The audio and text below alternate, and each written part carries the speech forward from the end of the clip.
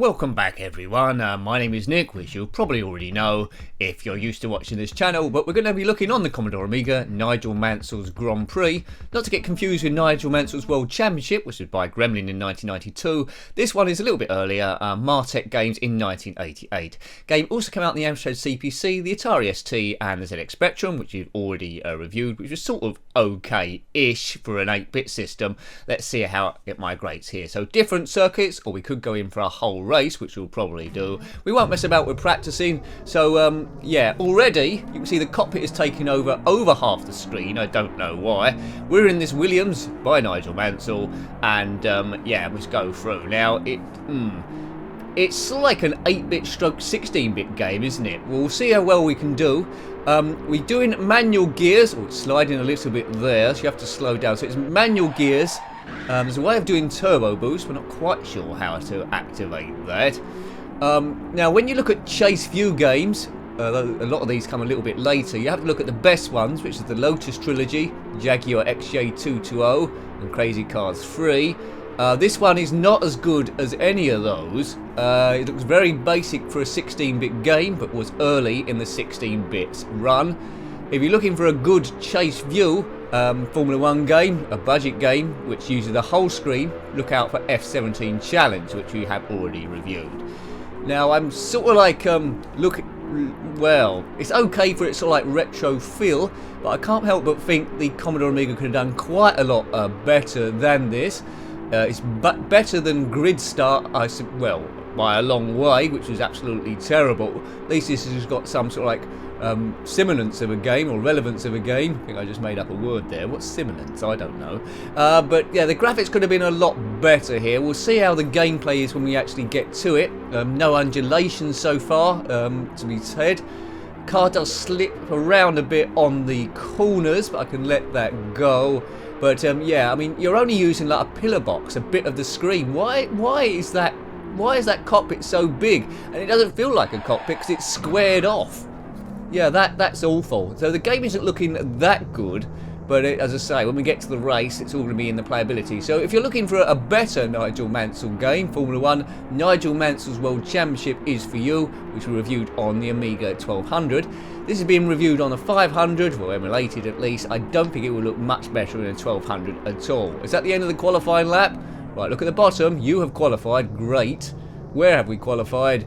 You are in pole, well, it says first position, but it's called pole position. I don't know why it's doing that. Right, okay, so the race, pole position, we're in the middle of the road. I don't know why, that's not how a grid goes. 2 cars either side past me, both the same colours. 4 cars, all the same colours. Oh, hang on a minute. That's rubbish. Hang on a minute, that's awful. Right, the whole field was the same colour. They went straight past me, which wasn't like what a Williams was in 1988. I think it was Mansell and PK in 88. I might be wrong. So let's try and catch these up to see if we can, well, rescue this game, which isn't looking very good. We reviewed another Formula 1 game last week, which is Polygons, Formula 1 3D, which is nothing compared to Jeff Crammond's Microprose Formula 1, but it was better than this game. I preferred it to this one. But this isn't Polygons, this is just normal racing sprites. The horizon is pretty boring. They could have done a bit more for a 16-bit system. Now the cars are weaving backward and forward. Oh, that's stupid. This game is flawed. I don't like this at all. Now, I don't know what the ratings were at the time. Maybe they might have been kind on it because it was 1988, but I'm not liking it. I prefer the Spectrum version because you can let a lot go with 8-bit. 16-bit should have known a bit better. They were getting more and more developed by this sort of point. But if you had this on any system, let me know. Did you like it? Was it one of your favourites? I'm not really feeling it, only because it's only using part of the screen that I already mentioned. The frame rate isn't great, the graphics aren't great, the scenery is extremely sparse, and overtaking is, well, random because the cars are weaving backward and forward, but not in a good way like Lotus, and they're all the same colour as well. You can choose, this is going to be over 2 laps, but you can choose full race distance if you want, or increase the amount of laps. Why you'd want to, I don't know. This is a complete and utter pain. Now you see my gears in the bottom right. I keep glancing at that every now and again to see what gear I'm in, but you can probably keep it in 5th or 6th. I don't think you can do reverse. You've got your speedo there, the lap time. You can't glance down at those. If you glance down, you do that spin. Now, I suppose the only good thing about this game, really, maybe I'm being a bit too harsh, is the actual sounds. The engine sounds and the spinning sounds. Listen to them. Having said that, though, they don't sound like a Formula 1 car, do they? Sound like a truck being driven along the M25. Anyway, I like the skidding sounds. Did you like this? Maybe I'm missing something here, but I'm not liking it at all. Look at the rearview mirror. There's a car there, just like a pink dot, like it's on an Atari 2600. Not saying anything bad with that system, but that predates this. That was 8-bit sort of like technology. Now, if you're looking for a good chase game, as you already know, check out Lotus 2 and Lotus 3, Jaguar XJ220 and Crazy Cars 3. They are the best ones. There's other ones that are okay, but they are the best ones. Now, the Amiga did have some wonderful games. It was capable of some amazing things, but more often than not, the programmers for a lot of the games, I would say the majority of the games, unfortunately, didn't get the best out of the system, and you got some quite lazy efforts bumping around the place. Grid Start was one. This one is better than that, but this is also quite lazy, which is a damn shame. If you put this in the hands of Gremlin, you could get something moving a lot quicker and using the full screen. Imagine this in full screen with the Lotus treatment. You've got some sort of amazing game, haven't you? But now you've got this, which, you know, it's better than Crazy Cars 1, but what isn't? Check out the review of Crazy Cars 1. That is absolutely terrible, terrible, terrible. This is, to be kind, mediocre. Nigel Mansell, did he know he was putting his name to this? He probably got a check in the post. Yeah, but it's not a patch on the, as I say, Nigel Mansell's World Championship, which was to come 4 years later, to be fair. By that time, coders were probably learning more about the system, how to get the most out of it. So we've got to start somewhere. If you was just upgrading from an 8-bit system to a 16-bit system in 1988, and this is the first game you played, I'd imagine you would have been quite impressed with this one, because you would have compared it directly with the 8-bit game. But yeah, it's could have got a lot more. Right, okay. Let's qualify again. So we've done Brazil, there's a tick there, and we're off to Italy, which I presume is Monza. We've got mountains this time, but it looks like it might be the same. I don't know why we're starting qualifying in the pit lane. Normally you do a flying lap and then zip around. Yeah, I don't know. And I don't know why we can't activate turbo boost. I'm trying firing up and spacebar and return. Maybe you can't. But the instructions seem to indicate that you can.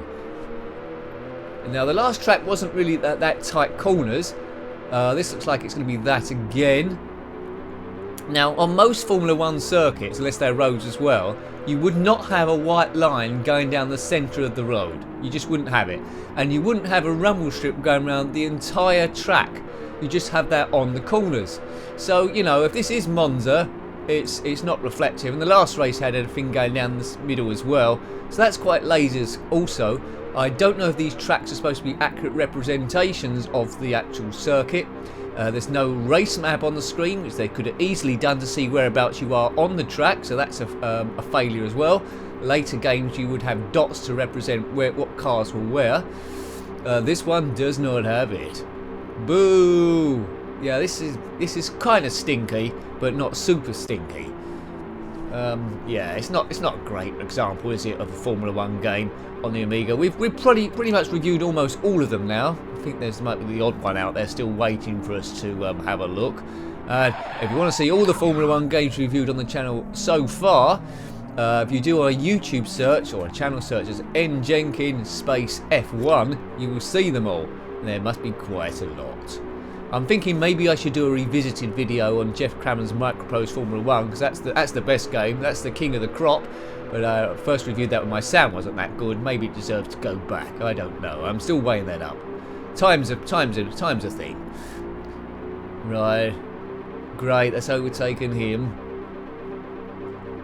What qualifying lap's this going to be? Now, if you remember on the first race, we was in pole position, and we got overtaken by the whole field, who are all the same colour, and we got sent in a spin, and we couldn't avoid it. Right, let's put a few revs here, wait for that light to go green, go right onto it, and we should get away. Oh, off we go! Same thing again, it looks. Yeah, look at that. I got hit from behind. Stupid. Stupid, utterly stupid. That kills it. So that, you know, that renders qualifying absolutely pointless. What's the point of qualifying? It don't matter what position you come in. I think if you go in a really slow time, you don't qualify for the race. But, you know, you might as well qualify at the back if that's going to happen every time. Right, past him.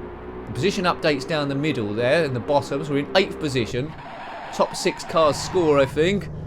Spinning. Every car is blue. Is that going to crash?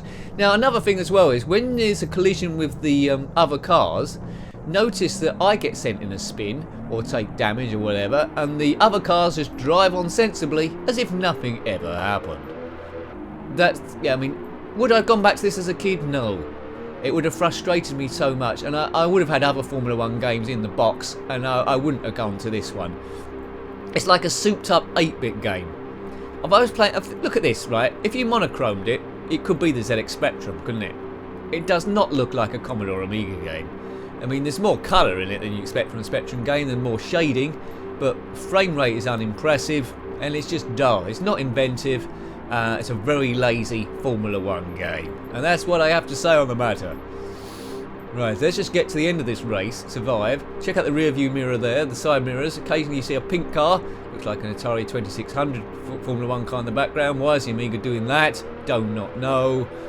It looks like maybe those things out of Space Invaders, maybe. Right, that car's weaving across there, I'll weave here. Don't know why he's doing that on the straight. Stupid AI, and that's caused me to spin just by clipping the corner. That would never happen. Haven't lost too much ground, as you do, travelling at, I don't know, 8 billion miles an hour. Look, why is that car drifting there? There we go. And I just, yeah, see, I just touched the rumble strip, went into a spin as he poodles along in the distance. Oh, Nigel.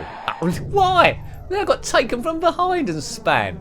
I've got to get out of this game. I've got to get out of here. Let's just get to the end and just leave. Curse you, Martech Games. If you're watching Martech Games, curse you. Are you still going? Was this one of the worst games you produced? I think it was.